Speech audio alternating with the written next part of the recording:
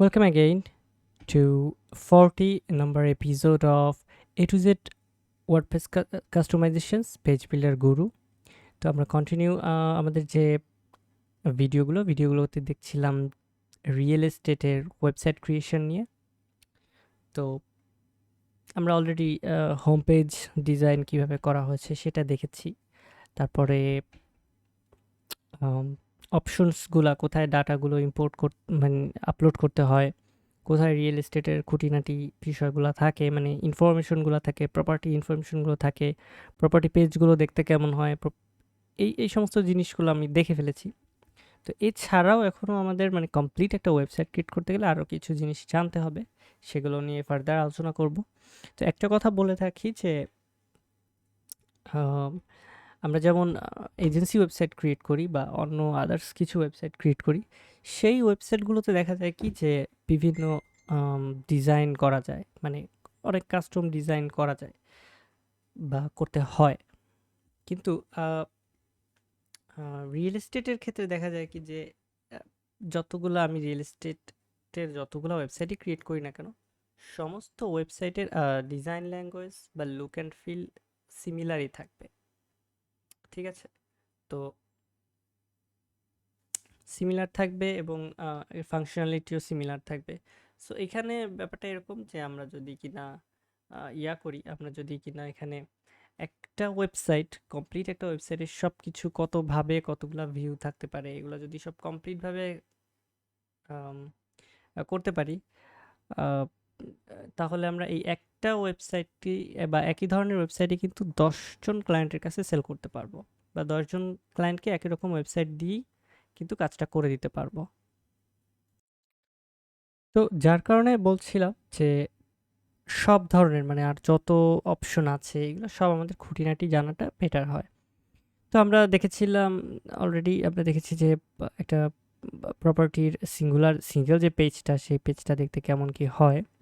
তো আমরা আমরা কিন্তু এখনো দেখিনি আর্কাইভটা কেমন হয়, মানে একটা পেজের মানে একটা যেমন পোস্টের আর্কাইভ থাকে যেখানে অনেকগুলো পোস্ট শো করে। তো আমরা তো জাস্ট দেখেছিলাম হোম পেজ কীভাবে ডিজাইন করে আর সেই হোম পেজের ভেতরে হচ্ছে গ্রিডগুলো কীভাবে আসে, এটা কিন্তু আমাদের তো আর্কাইভ পেজও দেখতে হবে। আর্কাইভ পেজের কথা যদি বলি, সো এইখানে আমাদের এই যে থিমটা, আমাদের থিমটা 4 রকমের আর্কাইভ দিচ্ছে, আর্কাইভ লেআউট দিচ্ছে, এবং এই লেআউটগুলো স্ট্যাটিক বলতে আমরা চাইলে এখানে সাইডবার, যেটা সাইডবারটা এডিট করতে পারবো, বাট এই যে ভিউটা, এই ভিউটা স্ট্যাটিক, আর স্ট্যাটিকের কারণে আমাকে 4 ধরনের ভিউ দেওয়া হয়েছে। সো আমরা কি করতে পারি, কমার্সের ক্ষেত্রে যেমন একটা পেজকে সব পেজ ক্রিয়েট করে দিলেই সেটা প্রোডাক্টের আর্কাইভ পেজ হয়ে যায়, বা হচ্ছে পোস্টের ক্ষেত্রে যেমন একটা পেজকে ব্লগ পেজ হিসেবে সেট করে দিলেই সেটা পোস্টের আর্কাইভ পেজ হয়ে যায়। তো আমার রিয়েল এস্টেটের এইখানে মানে এই থিমের ক্ষেত্রে আমাদের ব্যাপারটা সেরকম না, আমরা জাস্ট রিয়েল এস্টেট নামে একটা পেজ ক্রিয়েট করতে পারি। সো সেই পেজে কি থাকবে, সেই পেজটা এই লেআউটটা কিন্তু দিয়ে করা না, কোনো বিল্ডার দিয়ে করা না, এই লেআউটটা থিমের বিল্ট ইন টেমপ্লেট। সো থিমের বিল্ট ইন টেমপ্লেটের জন্য যেটা করতে হবে, আমরা জাস্ট একটা পেজকে, যে কোনো একটা পেজকে, ব্ল্যাঙ্ক পেজকে রিয়েল এস্টেট নাম বা অল লিস্ট বা হচ্ছে এরকম যে কোনো একটা নামে দিতে পারি। যেই নামটা আমি সুইটেবল মনে হবে আমার এই পুরা সমস্ত প্রপার্টিগুলো শো করানোর জন্য, যেই নামটা আমার কাছে সুইটেবল মনে হবে সেই নামটা দিতে পারি। তো সেই নাম দেওয়ার পরে এখানে আমরা করতে পারি কি, ওই যে পেজটাকে এডিট করতে হবে, যে পেজের নামটা দিব সেই পেজের টেমপ্লেটটা সিলেক্ট করতে হবে। মূলত এখানে এই টেমপ্লেটটাই হচ্ছে আমরা কি ভিউ করতেছি সেটা নির্ভর করে। যেমন এই টেমপ্লেটে, এই যে এখানে পেজের টেমপ্লেটে এখানে এই টেমপ্লেটগুলো হচ্ছে বিল্ট ইন থিমের ক্রিয়েট করা। সো এই টেমপ্লেটটা, যে প্রপার্টি লিস্টের এই যে টেমপ্লেটটা, এই টেমপ্লেটটা সিলেক্ট থাকলে এখানে হচ্ছে লিস্ট আকারে শো করবে। আর যদি কিনা এখানে গ্রিড দিই তাহলে গ্রিড আকারে শো করবে। গ্রিডটা দেখতে কেমন সেটাও আমরা দেখতে পারবো। আমি একটু দেখাচ্ছি। গ্রিড লেআউটটা হচ্ছে এরকম গ্রিড আকারে থাকবে, যে গ্রিডগুলো আমরা অলরেডি দেখেছি। ওয়েল, এখানে যদি আমরা ফুল উইড দেখতে চাই, তো সেক্ষেত্রে সাইড বারটা শুধু থাকবে না, এটাই। তো ইন আদার সেন্স আমরা এরকম 4টা ধরনের লেআউট দিয়ে একটা পুরা আর্কাইভ পেজ, মানে প্রপার্টির আর্কাইভ পেজ ক্রিয়েট করতে পারি। তো এটা গেল প্রপার্টির আর্কাইভ পেজের কথা। তো এইখানে ছাড়াও আমরা আরেকটা আছে হাফ ম্যাপ লেআউট, মানে এক সাইডে ম্যাপ থাকবে এবং আর এক সাইডে হচ্ছে এটাকে কি বলে, আরেক সাইড হচ্ছে প্রপার্টি। তবে এইটা কিন্তু আরেকটা সুবিধা আছে, সেটা হচ্ছে প্রপার্টিতে যখন হোভার করতেছি তখন ওই প্রপার্টিটা ম্যাপের কোথায় আছে সেইটা টান দিয়ে চলে আসতেছে। এটা কিন্তু একটা ইউনিক স্টাইল, ঠিক আছে। এই যে ম্যাপ লেআউট, আমি যেই প্রপার্টির উপরে যাচ্ছি সেই প্রপার্টির লোকেশনটাই পাশে ম্যাপে দেখাচ্ছে। এই যে এটা খুবই সুপার ফাস্ট এবং খুবই মানে প্রয়োজনীয় একটা জিনিস, মানে ইউনিক একটা স্টাইল বলতে পারি। এবং ক্লায়েন্টের, আপনি যদি ক্লায়েন্টকে এটা করে দেন, ক্লায়েন্ট পছন্দ হবে, কিন্তু আমাদের কিন্তু আসলে কষ্ট হচ্ছে না করতে কিচ্ছু। জাস্ট টেমপ্লেটটা আমি দেখাই, এডিট পেজে যাব, জাস্ট টেমপ্লেটটা চেঞ্জ করব, হয়ে যাবে। এই যে properties with half map. But client এটা দেখলে ডেফিনেটলি খুবই হ্যাপি হবে। তো এখানে আর কি কি আছে, এজেন্ট আছে, মানে যেমনটা আমরা প্রপার্টির দেখতেছি, আর্কাইভ দেখতেছি, তেমন আমরা এজেন্টের আর্কাইভও দেখতে পারবো, যে ব্রোকার কতজন আছে এই ওয়েবসাইটে, কতজন এজেন্ট আছে এবং তারা কি কি প্রপার্টি সেল করতেছে সেটা যদি দেখতে চাই, তো সেক্ষেত্রে আমাদের যে এজেন্টের একটা আর্কাইভ আসলো, এবার এজেন্টের এখান থেকে যদি ভিউ মাই লিস্টিংয়ে যাই, তো সেক্ষেত্রে দেখা যাচ্ছে যে এই এজেন্ট কি কি প্রপার্টি সেল করছে সেটা নিচে দেখা যাবে, এরকম। তো এই সমগ্র অপশনগুলা আমাদের হচ্ছে ওই টেমপ্লেট থেকেই, এখানে আমার কোনো পেজ বানাতে হবে না, মানে এই স্টাইলগুলা বা এই যে ভিউগুলা, এই ভিউগুলা আমার কোনোটাই পেজ বিল্ডার দিয়ে ক্রিয়েট করার মতো কিচ্ছু নাই। আমরা জাস্ট হোম পেজটা ক্রিয়েট করব, বা আদার্স পেজ যেমন কন্ট্যাক্ট, তারপরে টার্মস অ্যান্ড পলিসি, এই টাইপের এইগুলা জাস্ট আমরা করব।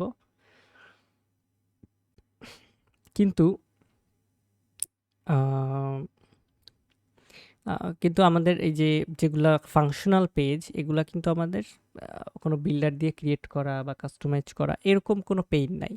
আমরা যেই পেজটাকে যেখানে রাখতে চাইবো সেইটাকে নতুন পেজ হিসেবে সিলেক্ট করব, সেই নামটা দিব, নাম দিয়ে পেজগুলাকে মেনুতে অ্যাড করে দিব এবং সেই পেজের যেটা যেই কাজের জন্য সেই পেজের টেমপ্লেটটা দিয়ে দিব, ব্যাস। টেমপ্লেটটা দিয়ে দিব আর ডাটাগুলো তো হচ্ছে আমার এই সেটিংসগুলোতে থাকবে। এতটুকু করলেই কিন্তু হয়ে যায়। তো এই গেল এজেন্ট এবং ইসের যেটা আর্কাইভ পেজের কথা। এরপর আছে প্রপার্টিরও আবার 3টা লেআউট আছে। একটা হচ্ছে ডিফল্ট লেআউট, যেটাতে আমরা একটু আগে দেখলাম। তো ডিফল্ট লেআউট ছাড়াও আছে থাম্বস গ্যালারি। থাম্বস গ্যালারিটা হচ্ছে নিচে হচ্ছে থাম্বনেইল দিয়ে গ্যালারিটা আগে শো করবে, আর ডিফল্টটা তো হচ্ছে ইমেজটা আগে ছিল, ফিচার্ড ইমেজটা মেবি আগে ছিল, ঠিক আছে। আর লাস্ট একটা আছে ফুল উইড লেআউট।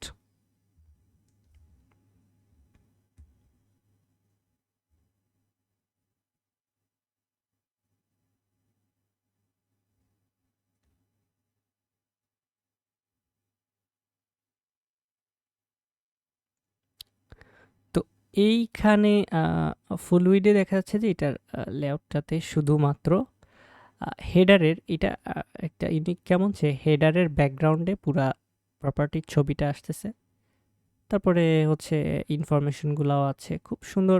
এটাও দেখতে অনেক সুন্দর, মানে একদম স্লিক অ্যান্ড ওয়াইড সব কিছু। এই লেআউটটাও চাইলে আমরা ইউজ করতে পারি। এটা হচ্ছে ক্লায়েন্ট যেমন যেটা পছন্দ করবে তেমন, ঠিক আছে। আর এই সেটিংসটা কোত্থেকে আসবে, এই সেটিংসটা আসবে হচ্ছে এখানে property detail page. Property detail পেজে গিয়ে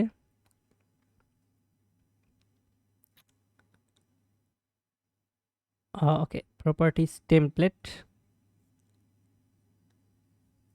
এবং এখানে হচ্ছে গ্রিড লেআউট, প্রপার্টি কার ডিজাইন, মানে গ্রিড লেআউটে কোন ডিজাইনটা 1 2 3 তিনটা ডিজাইন আছে, কোনটা ডিফল্ট ডিজাইন হবে পুরা থিমে, ঠিক আছে, কার্ডের জন্য। আর্কাইভের জন্য লিস্টটা ডিফল্ট হবে নাকি গ্রিডটা ডিফল্ট হবে, এটা। আর হচ্ছে এখানে map with properties marker, header variation, এখানে আর কি আছে, সিলেক্ট এই তো এই সেটিংসগুলার উপরে যে ইফেক্ট ফেলছে অলরেডি আমার যে আর্কাইভের পেজ ছিল সেটার ভিউ চেঞ্জ হয়ে গেছে। তো প্রপার্টি পেজেরও ওরকম প্রপার্টির ডিটেল পেজটা কেমন হবে দেখতে, সেই সেটিংসটা এখানেই থাকার কথা। ইয়েস। আর এখানে সেকশনগুলো আমরা এই যে আপ ডাউন করে কিন্তু চেঞ্জ করতে পারবো, এটা একটা জিনিস। সেকশন ম্যানেজারে প্রপার্টি ডিটেল পিকচারে আমি যদি ডিটেলের একটা ইয়াতে যাই, তো যাওয়ার পরে এই যে সেকশনে দেখা যাচ্ছে একটা হচ্ছে ডিফল্ট আর একটা হচ্ছে কাস্টম। ডিফল্ট ইউজ করলে ডিফল্ট যে ইয়াটা সেটাই শো করবে, আর কাস্টম দিলে এখানে আমরা হচ্ছে চেঞ্জ করতে পারবো, যেমন কন্টেন্টটা আগে আছে, তারপর হচ্ছে এডিশনাল ডিটেলস আছে, কমন নোট আছে, ফিচার আছে, এগুলো আমরা উপরে নিচে নিয়ে দিতে পারবো। এটাই আর কি, লাইক ম্যাপটাকে আমি চাইলে উপরে দিয়ে দিতে পারবো, কন্টেন্টের একদম উপরে ম্যাপটা হবে। এই যে প্রথমে ম্যাপটা হবে, তারপরে কন্টেন্ট মানে ডেসক্রিপশনটা, তারপর হচ্ছে এখানে যদি চাইল্ড প্রপার্টিস বা এজেন্টস, এটাকে আমি দেখা যাচ্ছে যে এডিশনাল ডিটেলসের পরেই নিয়ে আসলাম। এভাবে উপর নিচ করে আমি লেআউটে পরিবর্তন আনতে পারবো। ব্যানারের ক্ষেত্রে ব্যানার শো করবে না হাইড করবে, এটা বেসিকগুলো এরকম। এই তো এগুলো আপনারা আরও যতগুলো অপশন আছে সমস্ত অপশনগুলো ডিটেলসে একটু চেক করে করে দেখবেন, ক্লিক করে করে ঢুকে ঢুকে দেখবেন যে কোনটায় কি চেঞ্জ হয়, তাহলে আরও সুবিধা হবে আপনাদের জন্য। তো এই গেল হচ্ছে সিঙ্গেল প্রপার্টি পেজের ধরন। ব্লগের মেবি একটাই লেআউট আছে, সো এটা নিয়ে আর সমস্যা নেই। গ্যালারির জন্য হচ্ছে আবার 2 কলাম, 3 কলাম, 4 কলাম। তো গ্যালারি আমরা বেসিক্যালি থিমের বিল্ট ইন গ্যালারি যেটা, সেটাও ইউজ করতে পারি, অথবা আমরা এলিমেন্টর দিয়েও ক্রিয়েট করতে পারি, এটা কোনো সমস্যাই না। তো এই ক্ষেত্রেও হচ্ছে পেজ এডিটের টেমপ্লেটে গিয়ে আসলে পেজটা কি, কোন টেমপ্লেটের হবে সেটা সিলেক্ট করে দিতে হবে প্রত্যেকটা। এখানে কিন্তু আসলে পুরা ওয়েবসাইটের ম্যাক্সিমাম জিনিসটাই এই টেমপ্লেট নিয়ে, মানে যে টেমপ্লেটটা বিল্ট ইন থিমের। যেমন আমি যদি একটা ড্যাশবোর্ড পেজ ক্রিয়েট করি, সো সেই ড্যাশবোর্ড পেজের টেমপ্লেটটা হবে এইটা। মানে আমি একটা ড্যাশবোর্ড নামে একটা পেজ ক্রিয়েট করব এবং সেখানে যে এই ড্যাশবোর্ড টেমপ্লেটটা সিলেক্ট করে দিব, এরকম। আমি যদি আরও ভালো দেখতে চাই তাহলে হচ্ছে এখানে অল পেজেসে চলে যাব।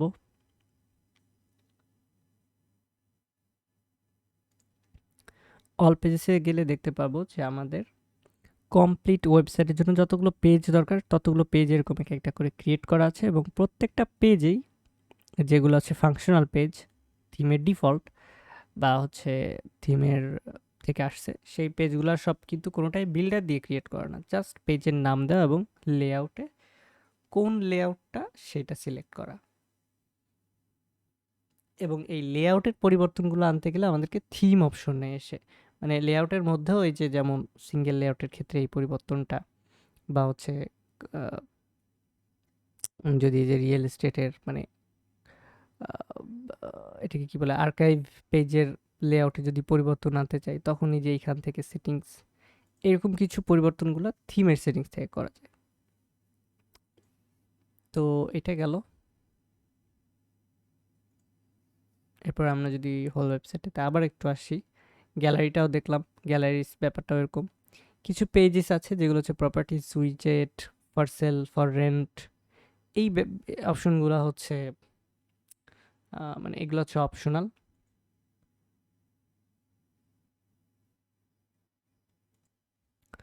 তবে এগুলার জন্য যেমন এই যে এফএকিউ পেজ আমরা এলিমেন্টর ইউজ করেও করতে পারি, অথবা আমরা যদি থিমে কিন্তু এই যে এফএকিউ অপশন আছে, তো থিমের এফএকিউ অপশনটা যদি ইউজ করতে চাই, মানে এখানে থিমে পোস্টের মতো করে এফএকিউতে ঢুকে নতুন নতুন এফএকিউ অ্যাড করা যাবে, এবং এফএকিউটা কার বা কি সেটা অ্যাড করা যাবে। তো এইভাবে যদি করতে চাই তাহলে আমরা ওই যে পেজ এডিটে যাব, এফএকিউ টেমপ্লেটটা সিলেক্ট করব। তাহলে টেমপ্লেট সিলেক্ট করলেই ওই যে এই ডাটাতে যতগুলো এফএকিউ আছে সেগুলো এখানে শো করবে। আদার ওয়েবসাইটগুলোর ক্ষেত্রেও একই রকম সেটিংস।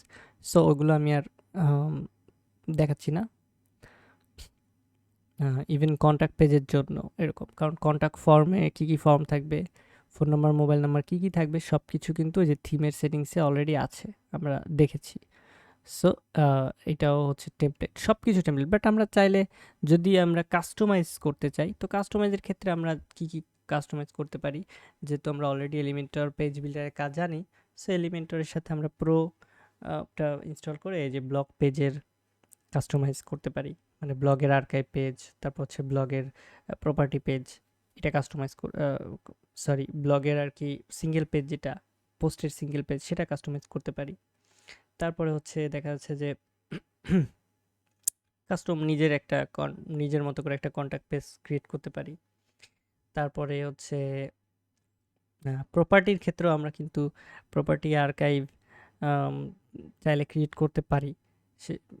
সেক্ষেত্রে হচ্ছে ওই আর্কাইভে সমস্ত প্রোডাক্ট মানে প্রপার্টির গ্রিডগুলো শো করবে, কিন্তু দেখতে খানিকটা সিমিলার হবে।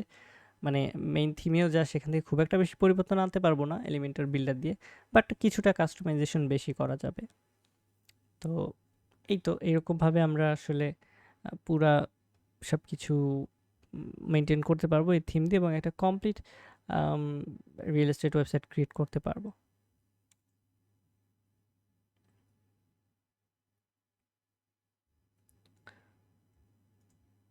তো ইয়েস, আমার মনে হয় যে রিয়েল এস্টেট ওয়েবসাইটের জন্য এতটুকুই অ্যাকচুয়ালি এতটুকুই এনাফ। তবে আমরা ট্রাই করব যে নেক্সট ভিডিওতে আমরা এই রিয়েল এস্টেট ওয়েবসাইটের সাথে এলিমেন্টরের যে সম্পর্কটা, সেটা আমরা আসলে এলিমেন্টরের রিয়েল এস্টেট ওয়েবসাইট থেকে কি কি এলিমেন্ট আসছে, মানে এই থিমটা থেকে, রিয়েল এস্টেটের থিম থেকে এলিমেন্টরের কি কি এলিমেন্ট আসছে, সেগুলোর কাজ কি, এটা নিয়ে আমরা আলোচনা করব লাস্ট ভিডিওতে। সো টিল দেন সবাইকে আল্লাহ হাফিজ।